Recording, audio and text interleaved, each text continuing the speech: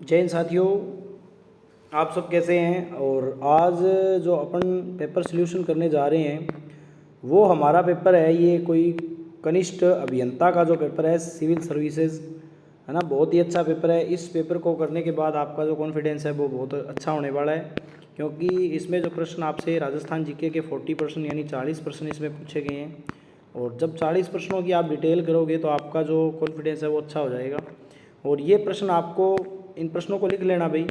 जो भी बच्चे देख रहे हैं तो इन प्रश्नों को लिख लेना एक बार। ये देखो, आज का पहला ही प्रश्न अपना कौन सा है, तो पहला ही प्रश्न है अपना सभ्यता और उनकी खोज से। आपसे पूछा गया है कि बेराट सभ्यता की खोज किसने की थी। तो ये बेराट की सभ्यता की खोज जो की थी वो दयाराम साहनी के द्वारा, दयाराम साहनी के द्वारा की गई थी।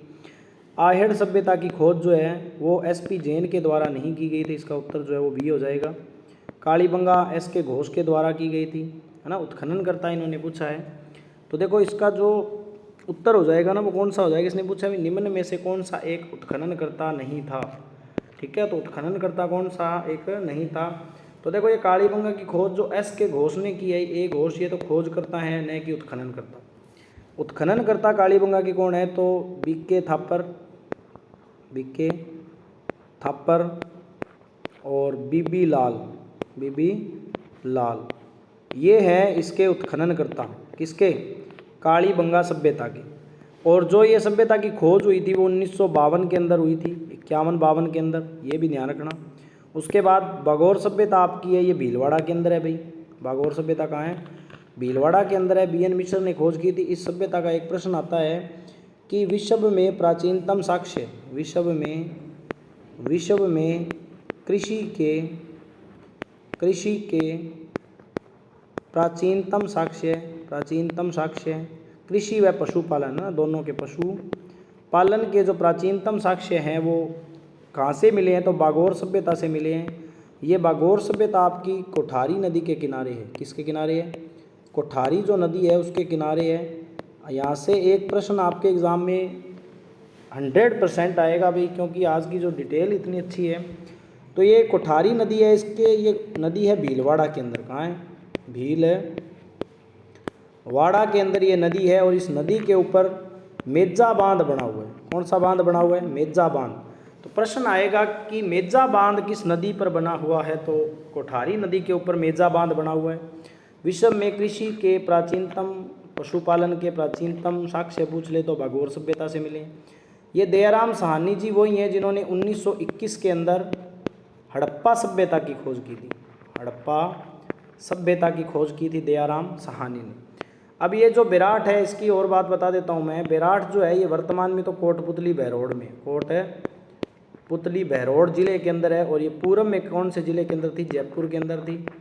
ठीक है। बेराट का प्राचीन नाम है विराटनगर। क्या है? विराटनगर। प्रश्न आएगा कि किस सभ्यता का प्राचीन नाम विराटनगर है, तो वो बेराट का है।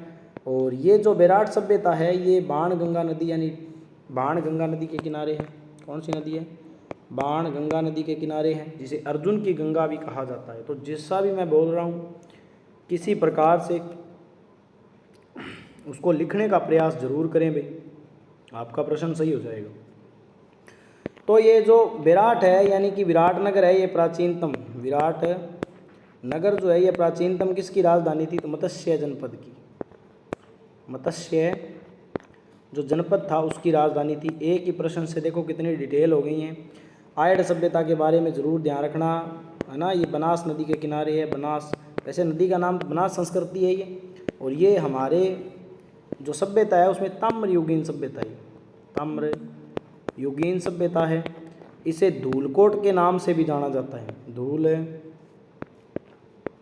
धूलकोट सभ्यता के नाम से भी इसे जाना जाता है, ये भी ध्यान रखना। अघाटपुर के नाम से भी जाना जाता है। सभी नाम लिखना भी, सुबह मैं आपसे ऑफलाइन में पूछूंगा। अघाटपुर भी पूछा जाता है ना, ये इसके नाम है भी सभी। नेक्स्ट प्रश्न देखो, ये वनों से संबंधित एक प्रश्न है अपना, जो अक्सर एग्जाम में आता है, तो इस पर ध्यान देना भाई। सुरक्षित वन देखो, प्रशासनिक आधार पर जब वनों को बांटा जाता है तो वन 3 प्रकार के होते हैं। एक तो सुरक्षित, एक आरक्षित, एक अवर्गीकृत।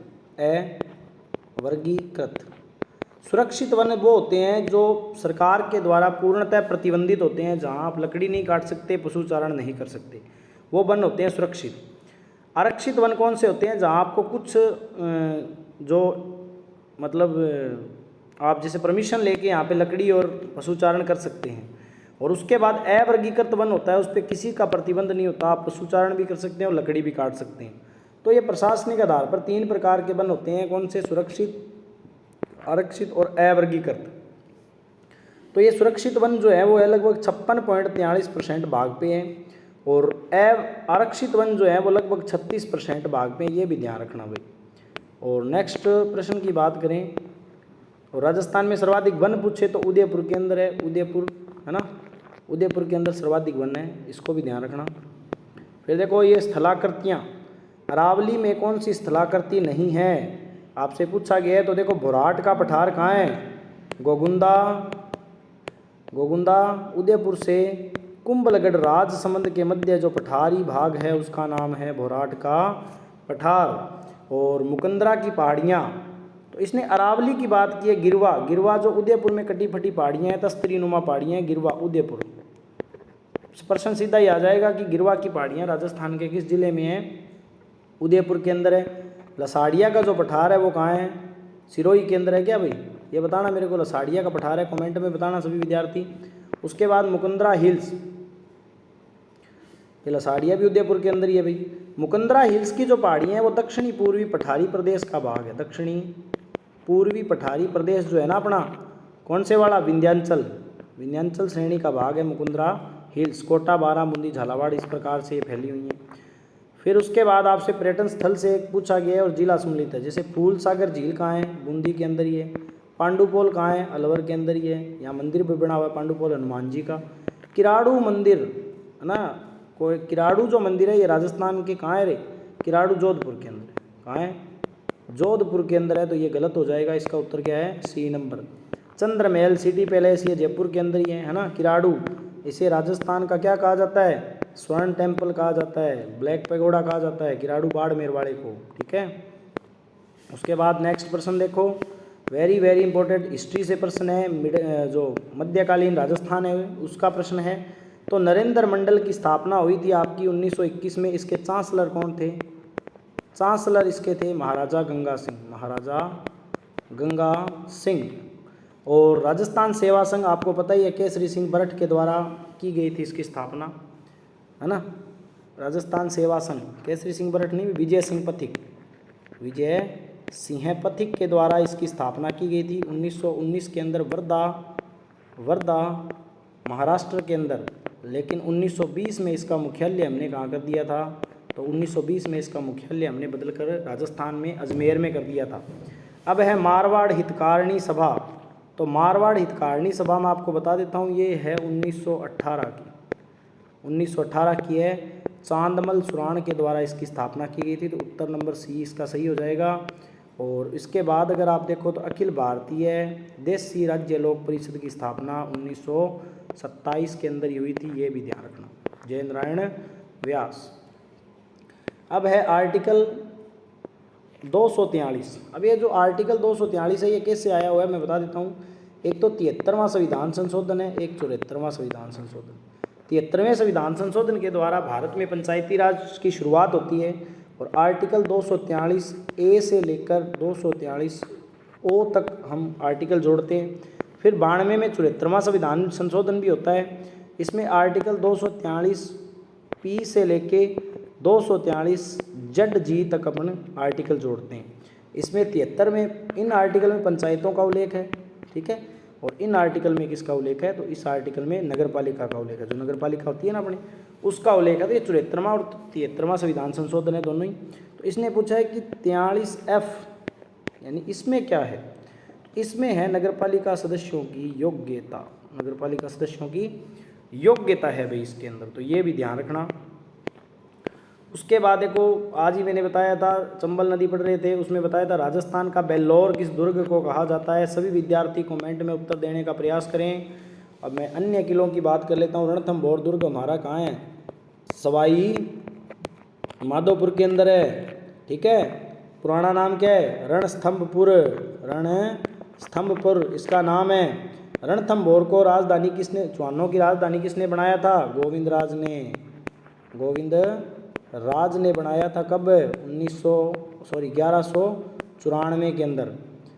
और उसके बाद सिवाना दुर्ग कहाँ है? बाड़मेर के अंदर है। सिवाना की पहाड़ियाँ बाड़मेर के अंदर दुर्ग है। मारवाड़ राजाओं की शरण स्थली किस दुर्ग को कहा जाता है? तो वो सिवाना दुर्ग को कहा जाता है।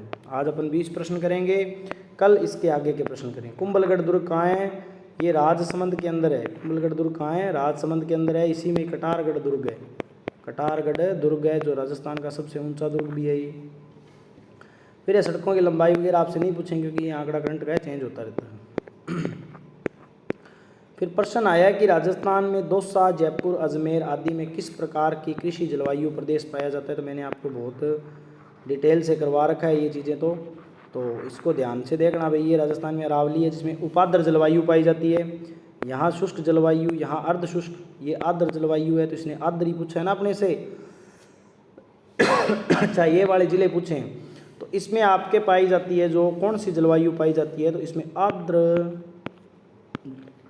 अर्ध आर्द्र जलवायु पाई जाती है, यानी बाढ़ संभावी पूर्वी मैदान इसमें शामिल है। कृषि प्रदेश पूछा है ना, तो ये बाढ़ संभावी जो है ये शामिल है इसमें। दौसा, अजमेर, सॉरी भाई, ये है अर्ध आर्द्र दक्षिणी मैदान, 3 नंबर ऑप्शन।